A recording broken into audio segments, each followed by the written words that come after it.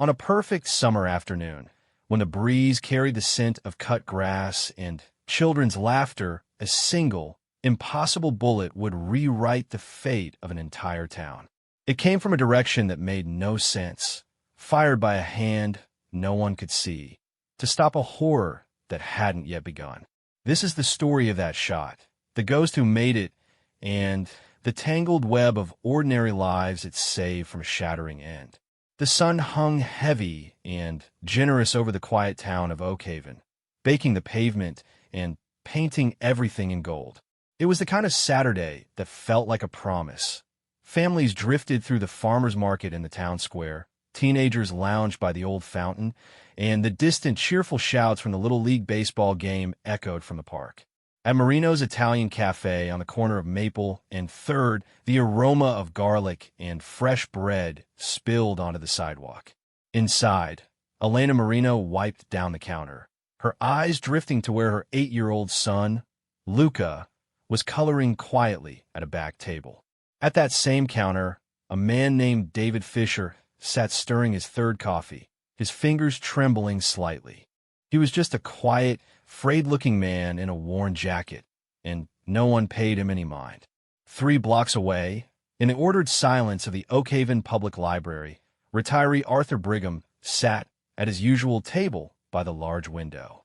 Before him lay not books, but the disassembled parts of his old hunting rifle, meticulously spread on a soft cloth. He was cleaning it with the gentle, focused care of a man tending to a memory. The rifle was a tangible link to his son, Michael, who had taught him how to handle it years before his deployment. Michael hadn't come back from overseas. Arthur's weekly ritual was less about maintenance and more about communion, a silent conversation with a ghost of his own. He peered down the barrel, squinting at the light, his world narrowed to the peaceful mechanics of the task. Back at Marino's, the ordinary afternoon began to curdle. David Fisher's quiet muttering grew louder, sharpening into angry, disconnected words. There in the walls, the signal is clear, he suddenly stood up, his chair screeching. All eyes turned to him as he reached into his deep jacket pocket. The atmosphere in the cafe didn't just tense. It liquefied into pure fear when his hand emerged, not with a wallet, but with the ugly, blunt shape of a compact semi-automatic pistol. A stifled scream cut the air. No one moves. David's voice was a high, ragged wire. This ends today. All of it. The listening ends. He gestured wildly with the weapon, herding the 15 patrons and staff into a corner behind the counter. Elena's blood turned to ice. She tried to make herself a shield in front of Luca, her mind blank with terror. Outside, the cheerful sounds of the town continued, oblivious to the pocket of nightmare unfolding behind the cafe's large plate glass windows. David ranted about conspiracies, about voices, about a truth only he could see. He was placing duct tape he'd pulled from his bag into the hands of a sobbing young woman, ordering her to bind the others, when the first police cruiser slid to a silent halt at the edge of the square. The crisis bloomed in an instant. The square was evacuated, streets cordoned off with stark yellow tape that fluttered in the warm breeze. Officers in tactical gear took positions behind vehicles, their rifles trained on the cafe. Sergeant Maria Rodriguez, her face a mask of calm professionalism, raised the bullhorn. "David, this is Sergeant Rodriguez. We need to talk. Let's get everyone out safely." Inside, David jerked at the sound, pressing himself against the wall beside the window. "You're with them," he screamed back, his voice barely audible through the glass. "You're part of the noise." He raised his pistol, not at the hostages, but erratically toward the ceiling, firing a single, deafening shot. Plaster rained down. The scream that followed was collective. From his library window, Arthur Brigham jumped at the distant, flat crack. It didn't sound like a car backfire. A lifetime of hunting told him it was a gunshot. He saw the police lights flashing silently in the distance, the unnatural stillness of the square. His heart, already a weary vessel of old grief, began to pound with a new, dreadful rhythm. He looked down at the rifle parts on the table. Cleaned, oiled, but not assembled. His hands, which had been steady moments before, began to shake. He was not a hero. He was a tired old man with a broken heart. He forced himself to look away, to focus on the trees outside, but his eyes were drawn back to the gleaming barrel of his son's rifle. The standoff stretched, a thin wire of tension pulling tighter with each passing minute. Inside Marino's, the air was thick with sweat and fear. David Fisher had grown more unpredictable, his movements jerky, his eyes darting from the hostages to the police outside. He'd forced Elena to stand near him, using her as a partial shield. Luca, from his place on the floor, watched his mother with wide, dry eyes, too terrified to even cry. "I want to broadcast," David yelled toward the window. "I want everyone to hear the truth." On the street, Sergeant Rodriguez lowered the bullhorn, her mind racing. Negotiation was failing. The tactical team leader beside her whispered, "We have a clean angle from the hardware store roof. We can take the shot if he steps away from the hostage." But David was glued to Elena, the pistol never straying far from her temple. In the library, Arthur could no longer sit still. The memory of his son, Michael, was no longer a soft, sad ghost in the room. It was a pressing, urgent presence. Michael had been an Army sniper. He'd written letters about the weight of the crosshairs, the unbearable responsibility of the trigger. "It's not about shooting, Pop," he'd written. "It's about saving. You carry the shot so others don't have to carry the loss." Arthur looked at his shaking, age-spotted hands. These were not a soldier's hands. He was no marksman. But the image of that cafe window, the madman with the gun, the unseen hostages, it fused with the imagined battles his son had described. A quiet, desperate certainty settled over him. He could not sit and wait for a tragedy to unfold. He had to bear witness. He had to see. With a resolve that bypassed thought, his hands suddenly stilled. Muscle memory from long-ago hunting trips with Michael took over.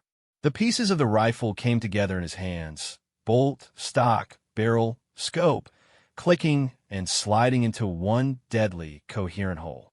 He loaded it from a box of old hunting cartridges, the brass cold and familiar. He did not think of the law, of the consequences. He thought only of the window and the unbearable sound of another shot from the cafe. Slinging the rifle over his shoulder, he moved not with an old man's shuffle, but with a focused purpose.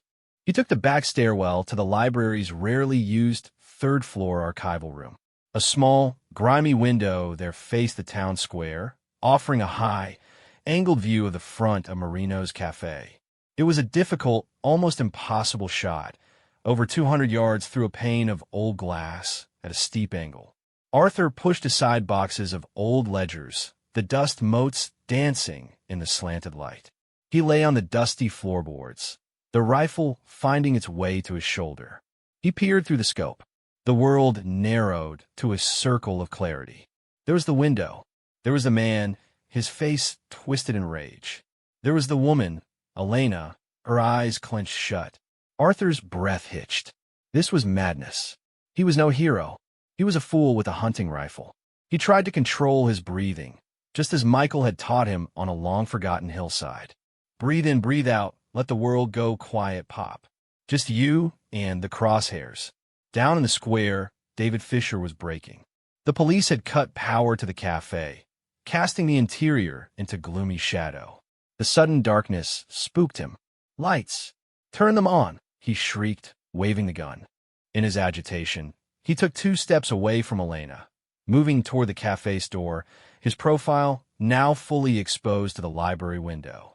It was the shot the tactical sniper on the hardware store roof had waited for. His finger tightened on the trigger. But at that exact moment, a small boy on the street, confused by the chaos, darted past a police barricade. The tactical sniper's focus fractured for a split second, his discipline forcing him to ensure his backdrop was clear. He hesitated. In the dusty archival room, Arthur Brigham saw only the target.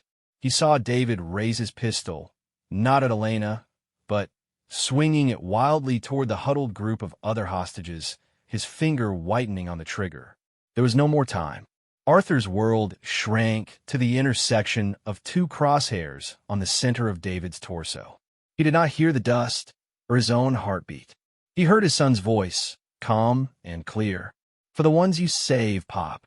He exhaled slowly and squeezed the trigger. The crack of the rifle in the small room was tremendous. The old window glass in front of him spiderwebbed. The recoil was a hard punch to his aged shoulder. Through the scope, he saw David Fisher jerk violently, as if struck by a giant, invisible fist. The pistol flew from his hand, clattering across the cafe floor. David crumpled to the ground, a dark stain blossoming on his shoulder. He was down, and he was not getting up. The shot had been perfect. Non letal, disabling. Arthur dropped the rifle, the reality of what he had done crashing down on him. He was not a ghost. He was a man who had just shot another man. A deep, trembling nausea washed over him. For a heartbeat, there was absolute silence in Marino's cafe. Then, chaos of a different kind erupted. The hostages, seeing their captor down and disarmed, scrambled. Elena snatched Luca into her arms and ran for the door, others stumbling after her. Police swarmed in, weapons trained on the moaning David, who was quickly subdued and cuffed. Paramedics rushed to him first. The wound was serious, but miraculously not life-threatening. The square erupted in a cacophony of sirens, shouts, and relieved sobs. Families reunited in tight, weeping clutches. Sergeant Rodriguez stood amidst it all, her head on a swivel. The shot had not come from her team. "Where did that come from?" she demanded. The tactical sniper on the roof radioed back, confusion in his voice. "Negative shot from our position. Angle was wrong. It came from the library." The investigation was swift and bewildering. Ballistics traced the trajectory to the third-floor window of the Oakhaven Library. Officers found Arthur Brigham there, sitting on the dusty floor beside his rifle, his face pale, waiting for them. He offered no resistance, only a weary, "I did it." He was arrested, read his rights, and led away in handcuffs. The story exploded. The Ghost Sniper headline was irresistible. An elderly, grieving father, a veteran's rifle, an impossible shot that saved 18 lives. The town was torn. He was a hero. He was a vigilante. The legal system grappled with the unprecedented case. But in the quiet spaces, a different story took root. Elena Marino visited Arthur in jail before he made bail. She didn't speak for a long time, just held his hand across the table. Finally, she said, "My son asks about the man who saved his mom. What do I tell him?" Arthur, his eyes wet, whispered, "Tell him about your courage. Not about me." David Fisher, recovering in custody under psychiatric evaluation, would have no memory of the shot. But in a moment of clarity, he told a psychologist, the noise had just stopped. All at once, the district attorney, facing overwhelming public sentiment and the unequivocal fact that every hostage had walked out alive, decided against pursuing major charges. Arthur pleaded to a minor weapons violation, receiving probation and community service. The town raised money for his legal defense, but he quietly donated it all to a veteran's mental health charity in Michael's name. Weeks later, under a gentle evening sky, Arthur returned to the library. He didn't go inside. He stood in the square, now alive again with normalcy, and looked at Marino's cafe, its new window gleaming. Elena was inside. She saw him, came out, and wordlessly handed him a cup of coffee. They stood together in silence, two people bound by a thread of violence and salvation. He was no ghost. He was just a man carrying an old and heavy love who in one unthinkable moment chose to shoulder the shot so others wouldn't have to shoulder the loss. The ghost, he realized, had never been him. It had been the memory of his son, whose lessons of duty and protection had, from across the years, found their mark and saved a town on a perfect summer day. This response is AI-generated for reference only.